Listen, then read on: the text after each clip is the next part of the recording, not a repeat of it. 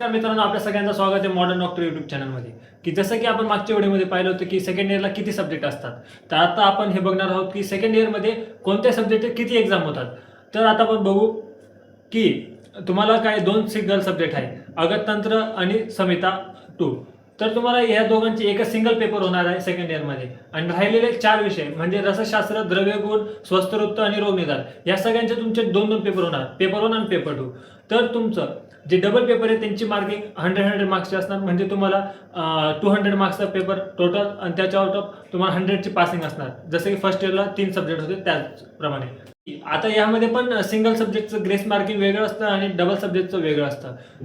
Single सब्जेक्टचा grace mark जो असतो तो सिंगल सब्जेक्टलाच लागू होतो आणि डबल सब्जेक्टचा जो असतो तो डबल सब्जेक्टला. आता आपण बघणार आहोत की सगळ्यात हार्ड विषय कोणते सेकंड इयरमध्ये. युजली याच्यामध्ये मुलं फेल होतात. तर सेकंड इयरमध्ये अगततंत्र हा सिंगल सब्जेक्ट असल्यामुळे याचा वास्ट सिलेबस आहे. तर सगळी मुलं यामध्ये जास्त मोस्टली करून याच्यामध्येच फेल होतात. आणि राहिलं तर रसशास्त्राचं पण सिलेबस खूप वास्ट आहे, त्यामध्ये ऑड पेपर येण्याचे चान्सेस असतात. त्यामुळे रसशास्त्र आणि अगततंत्राचा अभ्यास पहिल्यापासूनच स्टार्ट करा.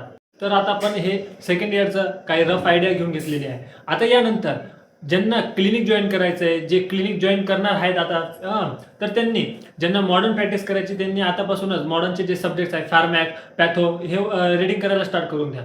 आणि कन्सेप्ट म्हणजे हे तुम्ही फोकस करा कन्सेप्च्युअल गोष्टींवरती. आणि यांचे बाहेर क्लासेस पण असतात, ते क्लासेस जॉईन करू शकता किंवा बुक्स रेफर करा, नोट्स असतात सिनियर्सच्या ते रेफर करा. त्यानंतर ज्यांना आयुर्वेदिक प्रॅक्टिस करायची त्यांनी संहितावर जास्त फोकस करा.